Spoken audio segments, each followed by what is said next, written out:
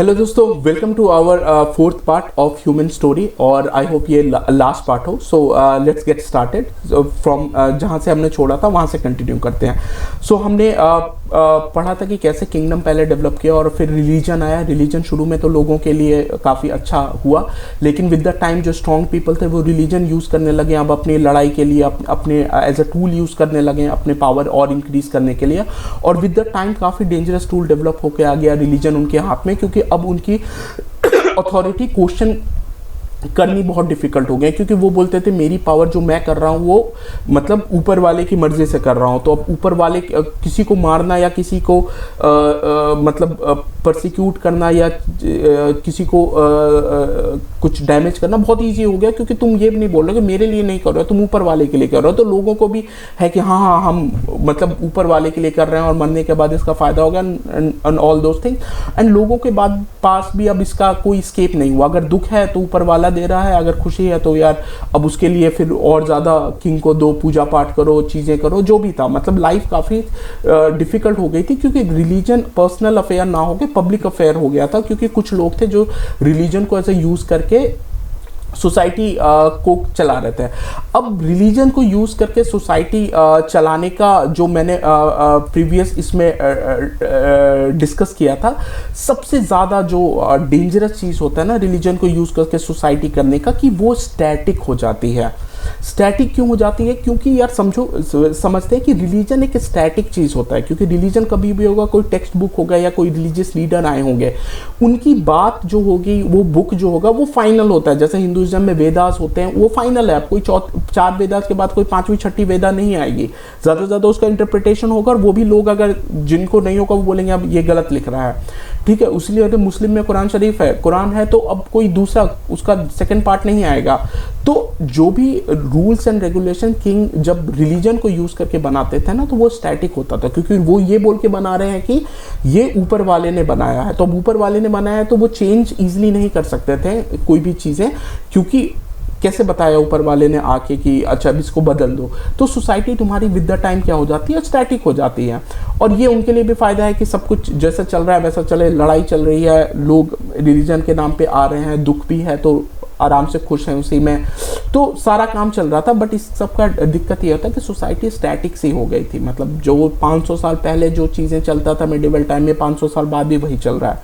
इन दोनों से चीज़ें मतलब चेंज आया जब डेवलप हुआ मॉडर्न थिंकिंग का, ठीक है। तो सबसे पहले आइडिया आया मॉडर्न थिंकिंग का। देखो डिफरेंट मॉडर्न थिंकिंग हमेशा से रही है। कुछ ना कुछ हर हिस्ट्री में लोग आते हैं जो कुछ काफ़ी एक्सट्रीम चीज़ें बोलते हैं, आज़ादी की खुशी की बातें करते हैं, मॉडर्न थिंकिंग होते हैं। इनफैक्ट रिलीजन में भी मॉडर्न थिंकिंग जो तुम्हारा बुद्धिज़्म था और जैनिज़्म था, ये इंडिया में बहुत ज़्यादा प्रमोट मतलब फ़ायदा डेवलप इसलिए हुआ क्योंकि कहीं ना कहीं वो जो एक रिलीजियस हिंदुइज्म से बहुत से लोग मतलब जो लोअर स्टेटा, जो अनटचेबल्स या जो सोसाइटी थे, जो उतने खुश नहीं थे, उनकी लाइफ बहुत डिफिकल्ट था, उनको एक एस्केप रूट दिया था। क्योंकि वो ज़्यादा जो हमारा बुद्धिज़्म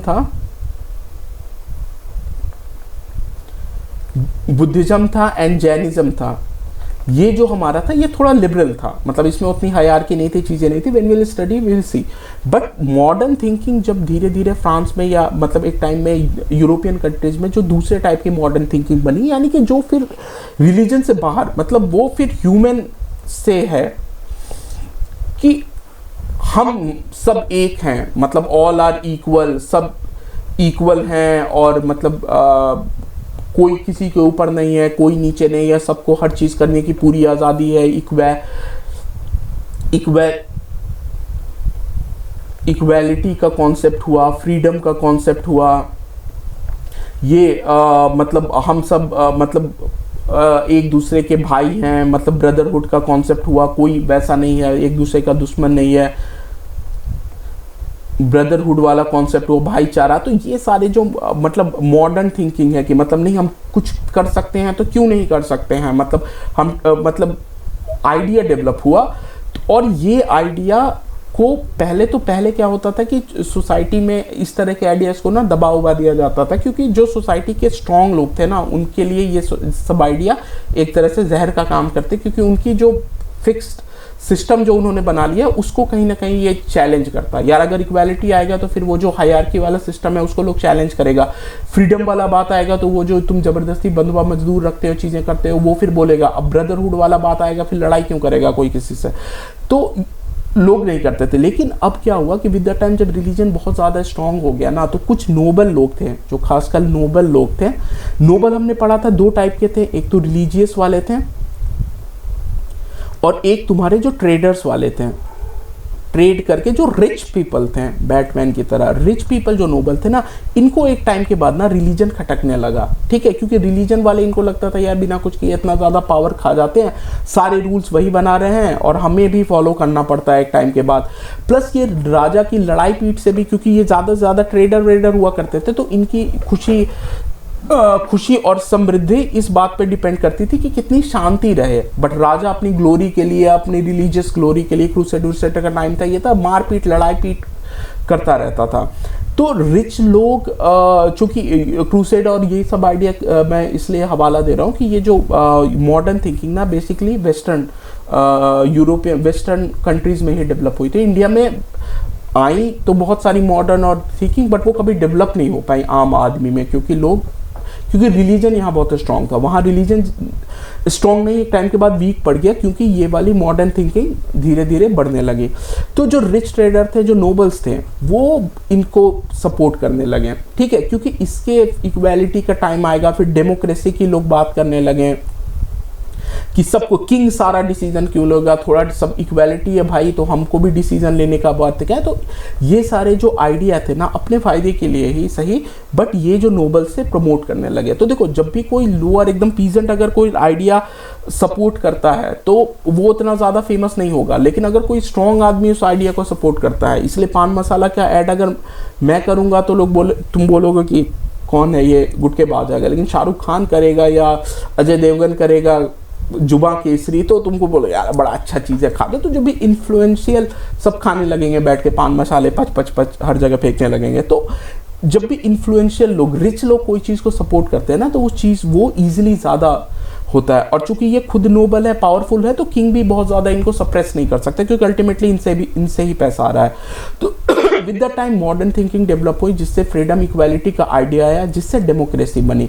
डेमोक्रेसी के बढ़ने से क्या हुआ कि जो तुम्हारा मोनार्की था, मोनार्की मतलब एक आदमी जो किंग हुआ करता था, उसका पावर धीरे धीरे कम होने लगा।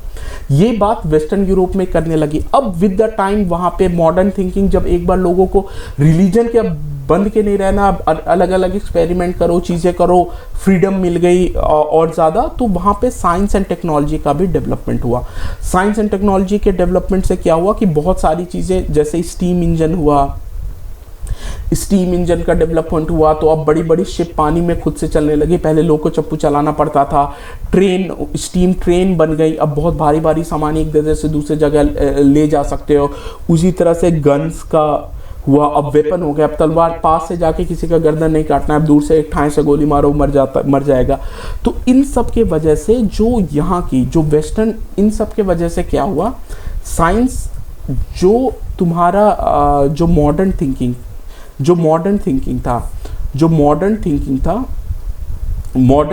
था, ये वहाँ पे डेमोक्रेसी का कॉन्सेप्ट लाया। डेमोक्रेसी पूरा नहीं भी लाया तो किंग का पावर घटा दिया, किंग का पावर घट गया। और जो साइंस था ना, यहाँ की सोसाइटी को स्ट्रांग बना दिया। यानी कि जो भी उनकी ये थी सोसाइटी थी, वो विद द टाइम स्ट्रांग बनने लगे। ठीक है, अब वहाँ की वेस्टर्न सोसाइटी स्ट्रांग बनने लगी, तो वो फिर जब स्ट्रांग बनोगे तो तुम एक्सपैंड करोगे। जैसे अब मैं स्ट्रांग होके जाऊंगा अब दूसरा का एरिया कब्जा करने, तो अब बस एरिया कब्जा नहीं, अब पूरी दुनिया कब्जा करने के लिए निकल गए हैं। ठीक है, ये मान लो अफ्रीका है, ये इंडिया है, ये अमेरिका है, तो ये यहाँ यूरोप वाले अब पूरा अमेरिका, अफ्रीका, इंडिया हर जगह अब निकल गए अपने चीज़ें कब्जा करने के लिए। तो ये वाला जो टाइम था, ये पीरियड आया मॉडर्न और साइंटिफिक डेवलपमेंट के बाद का, जो मतलब साइंटिफिक डेवलपमेंट तो आज तक भी चल रहा है, मॉडर्न थिंकिंग के बाद वाला पीरियड। अभी भी किंग थे, बट धीरे धीरे उनका इन्फ्लुएंस कम होता गया, जो नोबल्स थे वो बढ़ते गए, और उसके बाद कोलोनाइजेशन का कॉन्सेप्ट आया, जहाँ पे दूसरे एरिया पे तुम कब्जा करके अपना आइडियोलॉजी थोप देते हो। कोलोनाइजेशन बेसिकली कॉन्कर से डिफरेंट ये होता है कि तुम उस अपनी कॉलोनी को ना एक डिस्टिंक्ट मानते हो। जैसे फॉर एग्जांपल जैसे तुम ऐसा नहीं होगा कि इंग्लैंड आके इंडिया पे कब्जा कर लेगा तो अब इंडियंस को, जैसे मुगल्स जब इंडिया पे, मान लो कि मुगल आए थे, उन्होंने बाबर इंडिया पे कब्जा कर लिया, तो फिर इंडिया के सब लोग को अपना बना लिया कि मेरे लोग हैं, मेरा किंगडम है, वहाँ क्या कल्चर अडॉप्ट कर लिया, उसके कल्चर यहाँ वाले अडॉप्ट कर लिया। लेकिन कॉलोनाइजेशन में क्या होता है कि वो कल्चर वल्चर नहीं भाई, हम मालिक हैं, तुम नीचे हो। तो एक डिफरेंस हमेशा रहता है कॉलोनी में और जो तुम्हारी होम कंट्री, मतलब जो कॉलोनाइजिंग कंट्री होती है। तो इस तरह का कॉन्सेप्ट आया। अब फिर से सुपीरियर इन्फीरियर वाला कॉन्सेप्ट जो आया था वो अब यहाँ भी अभी भी चल रहा है, बट अब उसका रेशियल हो गया। जैसे चूंकि वहाँ वाला पहले हो सकता है ट्राइबल के फॉर्म में होता होगा, लेकिन अब जो कॉन्सेप्ट आया सुपीरियर इन्फीरियर का, ये रेशियल कैरेक्टर ले लिया कि वेस्टर्न वाले मानने लगे कि भाई हम ज़्यादा सुपीरियर हैं और जो ये दूसरे वाले एरिया हैं, डार्क पीपल हैं, ब्राउन स्किन वाले हैं, वो सारे इन्फीरियर हैं। तो इस तरह के रेशियल डिस्क्रिमिनेशन आ गया, कॉलोनाइजेशन आ गया, एक्सप्लॉयटेशन फिर से शुरू हो गया। अब कॉलोनाइजेशन आया तो उसके बाद फिर क्या हुआ, लोगों के पास अब साइंस एंड टेक्नोलॉजी से अच्छी चीज़ें तो बढ़ी, बट बैड चीज़ें भी बढ़ी, बैड चीज़ें भी इंक्रीज करी। जैसे आर्म्स, वेपन्स, तो अब ज़्यादा बड़े बॉम्ब बनने लगे और ज़्यादा खतरनाक गन्स बनने लगा। तो अब जो वॉर हुई वो और ज़्यादा डेंजरस वॉर होने लगे। ठीक है, अभी भी किंगडम एक्सपैंड कर रहे हैं, लेकिन अब मॉडर्न आइडिया भी है और साइंस को यूज़ करके अब जो वॉर हुई, जैसे वर्ल्ड वॉर 1 और वर्ल्ड वॉर 2, ये बहुत भयानक हुई। मतलब इसमें जितने ह्यूमन सफरिंग हुई, जितने लोगों की डेथ हुई, ये अनप्रेसिडेंट है। चाहे पानीपत की सारी लड़ाई देख लो या महाभारत देख लो, कहीं भी उतनी मौत नहीं हुई होगी जितनी इन दोनों वॉर में मौत हुई। ठीक है, चीज़ें ये हुई। अब ये दोनों वॉर जब ह्यूमन लड़ा तब सबका होश ठिकाने आ गया। जो एक इनिशिएटिव है कि अब रियलाइज़ किया कि वॉर से या एक्सपेंशन से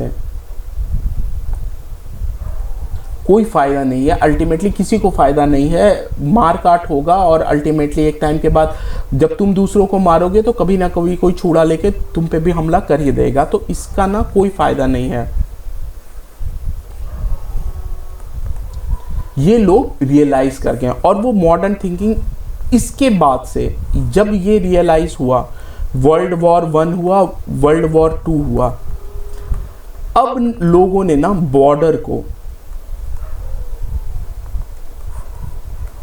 फिक्स कर दिया। ठीक है, तुम वर्ल्ड वॉर 2 के बाद देखोगे जो कंट्री का बॉर्डर है ना वो फिक्स है। जो ब्रिटिश भी इंडिया पाकिस्तान बना के गई, तो अब पहले इंडिया में बहुत सारे किंगडम थे, उनका साइज देखोगे हमेशा छोटा बड़ा होता रहता था क्योंकि वो लड़ाई वड़ाई का कॉन्सेप्ट है। लेकिन एक बार जब पहले क्या होता था कि लड़ाई में ना नोबल नहीं मरते थे, जो सच्चाई बात है यही है। जो वर्ल्ड वार 1 वर्ल्ड वार 2 के बाद क्यों ये रियलाइजेशन हुआ कि ये नो गुड है, क्योंकि पहले आम आदमी मरते थे और आम आदमी सफ़र करते थे। जो ऊपर वाले बैठे होते थे वो सफ़र नहीं करते थे। तो जो जब तक जीत रहे हैं तब तक भाई लड़ रहे हैं। अब वर्ल्ड वार 1 वर्ल्ड वार 2 के बाद से, और जुआ होता था पहले की लड़ाई कि अगर हम जीत गए तो हम ऐश करेंगे, वो जीत गए वो ऐश करेंगे, सबको पता है। लेकिन वर्ल्ड वार 1 और वर्ल्ड वार 2 के इससे क्या रियलाइज़ हुआ कि वर्ल्ड वार 1 एंड 2 से ये रियलाइज़ हुआ कि भाई चाहे कोई भी विन हो या लूज़ हो, फर्क नहीं पड़ता है, नुकसान दोनों का होगा। मतलब हार दोनों का होगा, चाहे तुम जीतो चाहे हारो, तुम्हारा हार्म होगा। प्लस अब एलाइट लोग जो थे, जो कि सो कॉल्ड नोबल हुआ करते थे, जो कि किंग हुआ करते थे, वो भी अब सेफ नहीं रहे थे क्योंकि अब बॉम्ब गिरने लगे थे बड़े। जैसे लंदन में भी बम गिरा था, कैपिटल कंट्री में बम गिरा था। वॉर फील्ड पे नहीं हो रहा है। अब अगर वॉर हुआ तो तुम्हारी सिटी, तुम्हारे घर पे भी बम गिर सकता है, चीज़ें हो सकती है। तो जब खुद पे खतरा आ जाता है ना तो इंसान रियलाइज करता है कि नहीं ये तो चीज़ें अच्छी नहीं है। तो वही जब रिच पीपल पे रिच और पावरफुल पीपल पे जब खुद पे खतरा आ गया तो एलाइट में और रिच और पावरफुल पीपल सब खतरे में पड़ गए, सब खतरे में पड़ गए। खतरा, सब पे खतरा आ गया वर्ल्ड वॉर 1 और 2 के बाद। तब उनको रियलाइज हुआ कि भैया लड़ाई से कोई फायदा नहीं हो सकता, क्योंकि चाहे तुम जीत जाओ तो भी नुकसान ही है, चाहे हार जाओ तो भी नुकसान ही है। और इस रियलाइजेशन के साथ साथ कॉलोनलाइजेशन की वजह से उनको पता चल गया कि ट्रेड एक बहुत अच्छा तरीका है रिच बनने का, पैसे कमाने का। मतलब अब तुमको वॉर से तुमको इनफाइनाइट नहीं, तुम ट्रेड व्रेड करके भी अपनी जिंदगी बहुत सारे पैसे कमा सकते हो। और बहुत ज़्यादा लैंड वैंड का क्या करोगे यार, पैसे मतलब इनफाइनाइट चीज़ें, बहुत लैंड वो बस नाम क्या रहता है, तुम कभी वहाँ पे जा भी नहीं पाओगे, उपभोग भी नहीं पाओगे। ये सारा रियलाइजेशन हुआ, प्लस वॉर का खतरा लोगों को पता चला, तो जिसके वजह से अब with the time world war 2 के बाद क्या हुआ, बॉर्डर फिक्स हो गए। और बॉर्डर फिक्स करने के चक्कर में अगर तुम इथनिक चीज़ों में करोगे तो फिर से वो रिलीजन के बेसिस पर करोगे। इट कैनॉट, बॉर्डर अगर फिक्स करना है तो it cannot be done on the basis of religion. क्योंकि अगर रिलीजन, अगर मान लो कि आज मैं फॉर एग्जांपल आज मैं बोलता हूँ कि इंडिया हिंदू राष्ट्र है, ठीक है, तो मान लो कि अमेरिका में 50 लोग हैं वो हिंदू बन गए, तो क्या मैं उनको इंडिया की सिटीजनशिप दे दूंगा कि उनके जहाँ पे वो रह रहे हैं उसको बोलूँगा अब से ये इंडिया है? नहीं बोल सकते। उसी तरह से अगर सऊदी अरेबिया मुस्लिम कंट्री है, तो क्या अगर कोई मुस्लिम चला जाएगा इंडोनेशिया या इंडिया से, बोलेगा सिटीजनशिप दे दो हम यहाँ पे रहेंगे, तो दे देगा, मार के भगा देगा? ऐसा थोड़ी है मुस्लिम। तो कोई भी रिलीजन के बेसिस पर लोगों को पता है कि कंट्री का बॉर्डर फिक्स नहीं किया जा सकता। उसी तरह से इथनिसिटी पे नहीं किया जा सकता, क्योंकि वर्ल्ड हिस्ट्री में इतने टाइम के बाद अब यार कोई क्लियर डिवाइड नहीं है। उसी तरह से लैंग्वेज के बेसिस पे नहीं किया जा सकता। मान लो आज तुम बोलो कि जर्मन स्पीकिंग लोग यहाँ पे हैं, तो क्या कोई अगर एक टाइम के बाद वो जर्मन बोलना छोड़ देंगे, उनको भगा दोगे अपने देश से? तो बॉर्डर फिक्स करने का जो ओनली तरीका था वो था लीगल तरीका। लीगल तरीका मतलब क्या, एक डॉक्यूमेंट बना लो जो कि सबको एक्सेप्टेबल हो, ऑल एक्सेप्ट करें। सच डॉक्यूमेंट को कॉन्स्टिट्यूशन कहा जाता है, कॉन्स्टिट्यूशन। और अब लीगल मतलब बेसिकली रिटन चीजें होती हैं जो कि सब मानता है, और रिलीजियस भी रिटन होती हैं, बट लीगल और रिलीजियस में ये डिफरेंट है कि ये चेंजेबल है, इसको आराम से चेंज कर सकते हो, रिलीजन को चेंज नहीं कर सकते। तो अब लीगल का फॉर्म आया, तो जितने भी बॉर्डर बने अब वर्ल्ड में वो लीगल बेसिस पर बनते हैं। उसी तरह से तुम कोई भी पोस्ट देखोगे वो सारी लीगल चीज़ों पे बनती है। हर चीज़ आज जो भी ट्रेड होता है वो सारे लॉ पे होता है, कि एक यूनिवर्सल एक रिटन डॉक्यूमेंट है जिसको उस पार्टिकुलर कंसर्न लोग उसको फॉलो करते हैं। जैसे इंडिया का कॉन्स्टिट्यूशन है तो हम सारे इंडियंस उसको फॉलो करते हैं। उसी तरह से अगर ट्रेड का कोई लॉ है तो सारे ट्रेडर्स उसको फॉलो करते होंगे, कोई एग्रीकल्चर का लॉ है तो सारे फार्मर्स उसको फॉलो करते होंगे। तो विद द टाइम इसी अब लीगल की वजह से क्या हुआ, विद द टाइम वर्ल्ड अब के चीज़ें जो आया, अब वर्ल्ड में मतलब सारी चीज़ें अब बेसिकली लॉ का राज है, ठीक है। और जैसे with the time strong man का, किंग का अलग अलग सिचुएशन है। आज के टाइम में लॉ का राज चलता है, मतलब जो लॉ बना दो चाहे वो गलत भी है तो लोग को, मतलब अगर लॉ है कि अगर कोई कुछ करेगा उसको मारना है तो भाई मारना है, तो अब लोग क्वेश्चन नहीं उठाता। उससे पहले रिलीजन जो कहता था वो लोग फॉलो करते थे। तो अब बेसिकली आज के टाइम में जो मॉडर्न सोसाइटी है लॉ का राज है। कंट्री का बॉर्डर हुआ, तुम्हारा सिटीजनशिप हुआ, या कोई भी चीज़ें हमारी डे टू डे लाइफ में, वो सारा चीज़ is governed by law. Law क्या है, चीज़ें क्या है, this all we will discuss specifically in details, we will study the specific chapter. लेकिन अगेन जो स्ट्रॉन्ग मैन है वो तो सेटिस्फाई नहीं होंगे। जब उनको लॉ फायदा करेगा वो लॉ यूज करेंगे। वो अभी भी पास्ट की सारी चीज़ें यूज़ करते हैं। कभी कभी रिलीजन यूज़ करेंगे, कोई रेस यूज़ करता है, कोई कल्चर यूज़ करेगा, कोई प्रॉक्सी वॉर यूज़ करता है, टेररिस्ट करता है, कोई हथियार आर्म्स यूज़ करता है। अब है कि लड़ाई नहीं लड़ेगा, लेकिन प्रॉक्सी वॉर दूसरी चीज़ें, अलग अलग स्ट्रॉन्ग मैन आज भी अपना स्ट्रॉन्ग रहने के लिए, रिसोर्स अपना पावर रखने के लिए दूसरी चीज़ें यूज़ करते हैं, बट ये मतलब खुल के एक्सेप्ट नहीं करेंगे। लेकिन मोटा मोटी आज के वर्ल्ड में, मोस्ट ऑफ द वर्ल्ड में वो लॉ चलता है, एक लीगल सिस्टम चलता है, कॉन्स्टिट्यूशन चलता है, उस तरह से सोसाइटी हमारी होती है। So I hope you would enjoyed this story कि कैसे बिग बैंग के बाद से, एक माइक्रो ऑर्गेनिज्म के बाद से हम हंटर गैदरर बने, कैसे एग्रीकल्चर जब हमने सीखा तो उससे सेटलमेंट आई, सेटलमेंट से हमारे पॉपुलेशन बढ़ा, पॉपुलेशन से कैसे फिर लीडर्स का जन्म हुआ। पहले लीडर्स हम सेलेक्ट करते थे, फिर एग्ज़ाम के बाद लीडर्स हमें सेलेक्ट करने लगे, लीडर्स बहुत स्ट्रॉन्ग बनने लगे। फिर कैसे रिलीजन आया, फिर कैसे रिलीजन का इन्फ्लुएंस बढ़ गया सोसाइटी में, और जो किंग्स थे वो रिलीजन को यूज़ करने लगे उसके लिए। फिर कैसे modern thinking I, science and technology से कैसे फिर वेस्टर्न कंट्री हम सब पे कब्जा कर पाएँ, उनकी आइडियोलॉजी थोप पाएँ। फिर धीरे धीरे कैसे सबको पता चला कि एक्सपेंशन से, कॉलोनाइजेशन से एक टाइम के बाद वॉर होगी, और वॉर किसी के लिए अच्छी नहीं है। फिर लोगों ने जो भी जिनका फ़ायदा होता था, अमीर लोगों थे, उन्होंने ही डिसाइड, हम गरीब तो कुछ डिसाइड नहीं करते, जो लॉ वो बनाते हैं हमेशा से अमीर ही बनाते हैं, आज भी स्ट्रॉन्ग और अमीर लोग ही बनाते हैं। जब उनको रियलाइज़ हुआ कि लड़ाई या एक्सपेंशन से कोई फ़ायदा नहीं था, तो उन्होंने बॉर्डर फिक्स कर दिया। रिलीजन या दूसरी चीज़ों जो कि अनसर्टेन चीज़ें हैं, रेस, इसके बेसिस पे बॉर्डर फिक्स नहीं की जा सकती हैं। तो आज जो चीज़ें बनती हैं वो लॉ के बेसिस पे बनती हैं। लॉ बेटर है क्योंकि उसको कभी भी चेंज किया जा सकता है, और ये स्ट्रॉन्ग मैन के लिए भी बेटर है, ताकि वो जब चाहे अपने फ़ायदे के हिसाब से लॉ चेंज कर ले। और हम लोगों के लिए भी है, ऐसा नहीं है कि हर चीज़ को नेगेटिव देखना है। लॉ की वजह से हमारी लाइफ काफ़ी अच्छी हुई है, लिबरल चीज़ों की वजह से बहुत सारी चीज़ हम देखेंगे जो सोसाइटी में पहले हम नहीं कर सकते थे, आज हम कर सकते हैं। So we should always respect the human journey, and we should always respect each and every twist and turn, और जिन्होंने भी वो ट्विस्ट एंड टर्न लाया था, because of all those things and all those people आज हम वहाँ पे हैं जो हम हैं। ठीक है। सो इसके बाद से नेक्स्ट वीडियो से we will start with the history officially NCERT से, चैप्टर वाइज चैप्टर पढ़ेंगे, और उसमें I will try to share the notes also. So UPSC की preparation we will continue. This is also a part of UPSC preparation, जिसमें overall we know about the human history and its development. अब हर stage का, ये सारे stage important हैं समझना, अब इन हर स्टेज के specific study we will do chapter wise in our history book. So see you in the next video, aspirants. Jai Hind.